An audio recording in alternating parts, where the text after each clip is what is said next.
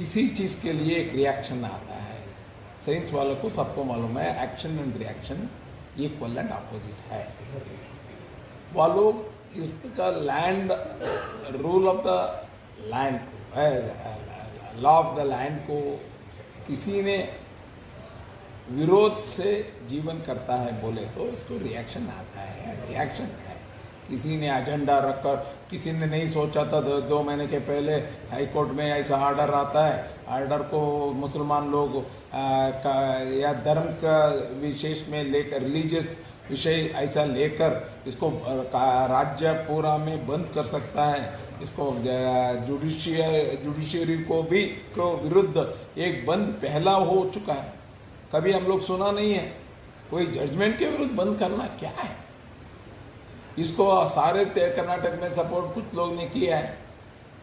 इस कारण से उधर कुछ जगह में अगर रिएक्शन ना आए तो इसको मत, मैं बोल रहा हूँ सिद्धरामैया जी को रिक्वेस्ट कर रहा है, इसको पॉलिटिकली मत करो।